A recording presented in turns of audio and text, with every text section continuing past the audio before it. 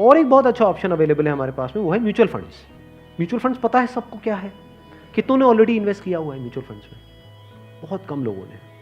क्यों नहीं किया हमने इन्वेस्ट? पता ही नहीं है। नंबर 1 करेक्ट इन्फॉर्मेशन नहीं है। नंबर 2 हम डरते हैं, हमें लगता है म्यूचुअल फंड भी कोई स्कीम है कि पैसा इकट्ठा किया और कल को अगर भाग गए या बंद हो गया तो पता नहीं क्या होगा। ये पैसा आपका 100% सेफ है because it is regulated by SEBI. तो यहां पे डरने की जरूरत नहीं है कि मेरा पैसा चला जाएगा, बस हमको यहां पे स्मार्टली प्ले करना पड़ेगा।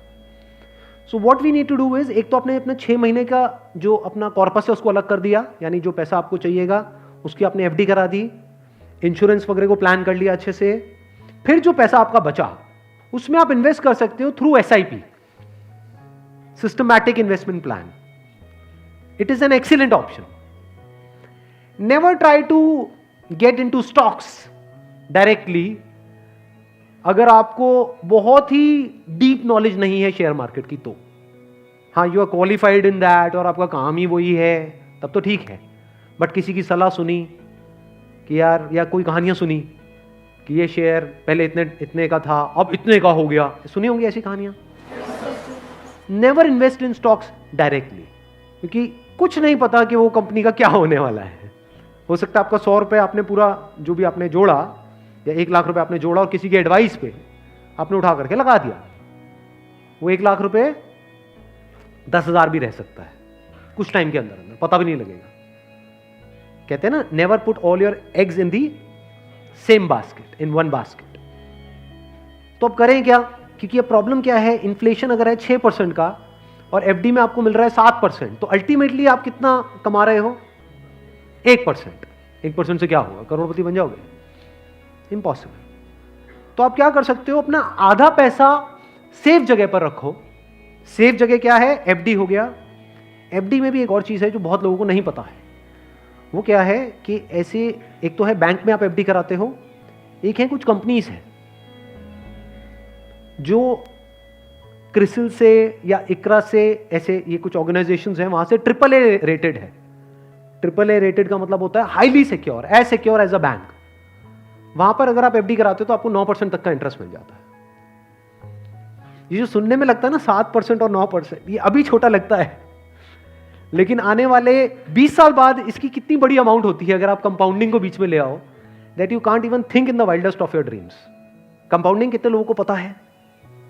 बहुत कम को। देखो, कंपाउंडिंग मतलब होता है जो हमको इंटरेस्ट मिलता है हमारे पैसे पे, जहां भी हम इन्वेस्ट करते हैं उस इंटरेस्ट पे भी तो इंटरेस्ट मिलता है ना। मान लो आपने 100 रुपए इन्वेस्ट किया, 1 साल बाद 20% की रिटर्न आई, तो अगले साल 120 पे 20% मिलेगा। कितना हो गया? 144। उसके अगले साल 144 पे 20% मिलेगा, 100 पे नहीं मिलेगा। और जब इसको आप इस तरीके से देखते चले जाओगे तो ये फिगर देखने में छोटी लगेगी, शुरू छोटे से होएगी, शुरू होएगी 2-3 हजार 5 हजार से, ये करोड़ों में पहुंचने में देर नहीं लगेगी। मतलब हर महीने का मैं कंजर्वेटिव भी पकड़ता हूं, अगर 2-3 हजार रुपए भी हम सेव करते हैं, उसको स्मार्टली इन्वेस्ट करते हैं, इतना सा सीख जाते हैं, तो बहुत बड़ा डिफरेंस आ जाएगा हमारी लाइफ में आने वाले कुछ साल बाद। Huge difference. तो आपको दिमाग ये लगाना है कि लॉन्ग टर्म में बेस्ट पॉसिबल ऑप्शंस क्या क्या अवेलेबल है। जैसे आप में से कितने हैं जो मैरिड हैं और जिनकी कोई डॉटर है, तो एक गवर्नमेंट की तरफ से एक स्कीम है सुकन्या योजना करके, सुना है इसके बारे में? That is an excellent investment option. Government की तरफ से सब्सिडाइज्ड है वो, तो वहां पे आप एक्सपेक्ट कर सकते हो 9% की रिटर्न जो गवर्नमेंट की तरफ से मिल रही है आपको। और हर साल का आपके ऊपर है आपको कितना इन्वेस्ट करना है। हाईएस्ट लिमिट 1.5 लाख की है, बट आपके ऊपर है। किसी साल में आपने 10,000 कर दिया, कभी 20,000 कर दिया, ऐसे आप करते रहे over a period of next 15-20 years. उसके बाद में एक बहुत बड़ा कॉर्पस उसको मिलेगा अपने एजुकेशन के लिए या किसी भी चीज के लिए, फ्यूचर के लिए। इसको बोलते हैं स्मार्ट इन्वेस्टमेंट। पैसे से पैसा कैसे कमाना है, ये एक बहुत बड़ी आर्ट है, क्योंकि ये जिसको आती है और अगर उसकी कमाई कम भी है तब भी वो आने वाले 20-30 साल बाद बिल्कुल ऐसा है जैसे कछुआ और खरगोश की कहानी। इमीडिएटली नहीं, मान लो कोई बंदा है 50,000 रुपए कमा रहा है लेकिन वो स्मार्टली इन्वेस्ट कर रहा है। दूसरी तरफ से कोई बंदा है जो 1 लाख रुपए महीने का कमा रहा है, लेकिन ना तो ढंग से पैसा बचा रहा है ना समझदारी से इन्वेस्ट कर रहा है। तो आने वाले 20-30 साल बाद ये जो 50,000 वाला है ये उससे बहुत आगे होगा, ये करोड़ों में होगा, और उस बंदे के हाथ में कुछ भी नहीं होगा। वो हो सकता है डेट में हो, मतलब उसके ऊपर कर्जा होगा और ये बंदा ऐसा होगा जो कर्जा देने लायक पोजीशन में होगा। ऐसा भी हो सकता है, ये अगर हम बेसिक से फंडों को समझते चले जाएं तो अब ध्यान से समझना। अब यहां पर हम कहां तक पहुंच गए थे? SIP is an excellent option. SIP का मतलब होता है कि आपने अपना एक अमाउंट फिक्स कर लिया, हर महीने का इतना अमाउंट तो एसआईपी में देना ही देना है म्यूचुअल फंड में। अब म्यूचुअल फंड कैसे चूज करें? हजारों म्यूचुअल फंड है। लार्ज कैप इक्विटी फंड को पकड़ो, वो भी कुछ वेबसाइट्स है जैसे मनी कंट्रोल है, वैल्यू रिसर्च है, वहां पर जाकर के देखो उन फंड्स की रेटिंग कम से कम 4 से 5 स्टार होनी चाहिए। कोई ऐसा फंड है उसकी 1 या 2 स्टार की रेटिंग है, मत करो उसमें। बल्कि ऐसा फंड होना चाहिए जो हर वेबसाइट पे 4 या 5 स्टार की रेटिंग हो। अब आपने क्या किया कि हर महीने का अपना एक अमाउंट फिक्स कर लिया, दैट कुड बी एनीथिंग, 1000 रुपए, 2000 रुपए, 3000 रुपए, 4000, 5000, what ever that amount is.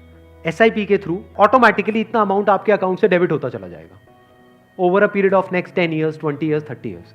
अभी स्मार्ट इन्वेस्टमेंट क्यों है? एक तरफ से मैं इंश्योरेंस के लिए मना कर रहा था, इसके लिए स्मार्ट क्यों है? क्योंकि यहां पे आपका पैसा नहीं कट रहा है, जो पैसा आप लगा रहे हो पूरा का पूरा इन्वेस्ट हो रहा है।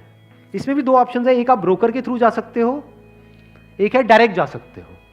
तो वहां पे आपका 1% और बच जाएगा। मान लो टोटल 1.5% कटना था हर साल का, तो अब कितना कटेगा? सिर्फ आधा %। अभी 1% सुनने में छोटा लगता है, but over a period of 20-30 years ये लाखों रुपए का होता है। मतलब डिसीजन लेने में कुछ मिनट्स लगते हैं इन बातों को समझने में, लेकिन आने वाले टाइम में यही फर्क होगा कि आपके अकाउंट में लाखों है, करोड़ों है, क्या है। अच्छा, म्यूचुअल फंड क्यों और स्टॉक्स क्यों नहीं?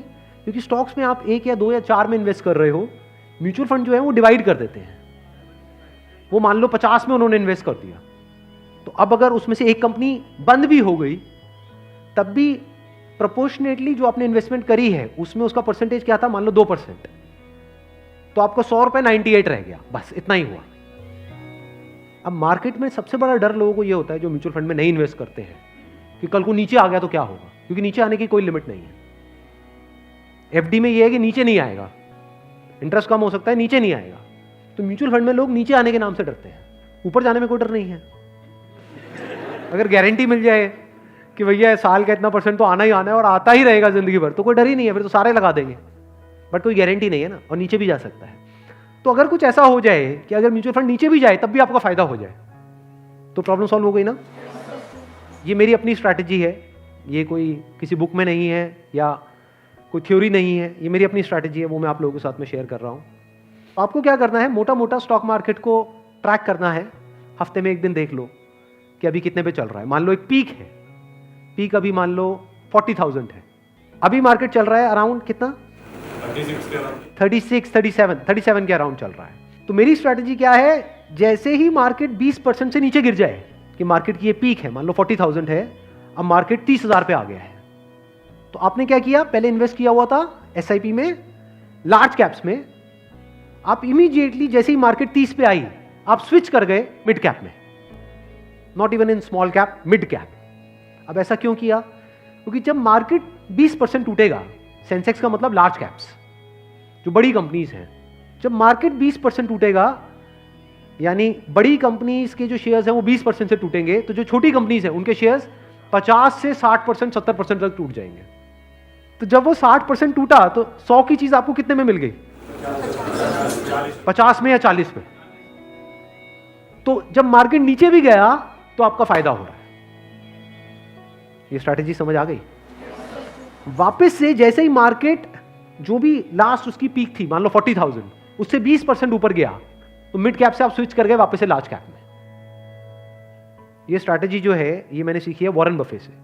उनका जो बेसिक सा फंडा है, मतलब अगर एक लाइन के अंदर बोला जाए, वो क्या है कि जब मार्केट बहुत ज्यादा ग्रीडी हो तो डरो, और जब मार्केट डरा हुआ है तो ग्रीडी हो जाओ। बेसिक सा फंडा है। मतलब जब सब डरे हुए हैं तो थोड़े से लालची हो जाओ, और जब सब लालची हो रहे हैं, मतलब मार्केट ऊपर भाग रहा है, तो डरने लग जाओ। तो लार्ज कैप में डर कम है, मिड कैप में डर ज्यादा है। तो जैसे ही मार्केट नीचे जाएगा, मिड कैप को सब छोड़ देंगे, उस वक्त आप उसको पकड़ लोगे। तो अब चाहे मार्केट ऊपर उठे तब भी आपका फायदा है, नीचे गिरे तब भी आपका फायदा है। आप वेट कर रहे हो, मैं आज एक्चुअल में वेट कर रहा हूं।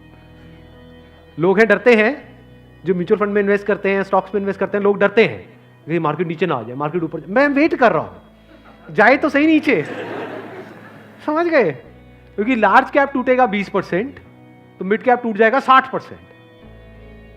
तो मेरा 100 रुपए लगा हुआ था तो 80 रह जाएगा, उस 80 को उठा करके मैं मिड कैप में डाल दूंगा, फिर आराम से बैठ जाऊंगा कुछ सालों के लिए। जैसे ही मार्केट ऊपर जाएगा, मतलब लोग लालच से तड़प रहे हैं, तब जैसे ही 20% ऊपर गया, मान लो 48,000 पे गया, मिड कैप से हट करके मैं आ जाऊंगा लार्ज कैप में, वापस से सेफ हो गया। अब जो नया पीक बन गया वो क्या बन गया? 48,000। आज की रेट में क्या है? 40,000। अब 48,000 पे 2020 चलेगा। आ गया गेम समझ में? तो यहां से आप पीसफुल हो, नहीं तो लोग डरे ही रहते हैं, म्यूचुअल फंड के नाम से डरते हैं। क्यों डरते हैं? अरे कम हो रहा है, कम हो रहा है, कम हो रहा है। कम हो रहा है तो बढ़िया है, तब भी आपका फायदा है, और बढ़ रहा है तो फायदा है ही है।